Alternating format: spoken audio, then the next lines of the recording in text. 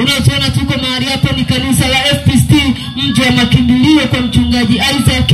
Tunapatikana Mwakitugira kule karibu na mashine ya walemavu ya zamani. Haleluya. Tuko mahali hapa kwa ajili ya kutangaza habari njema za Yesu Kristo.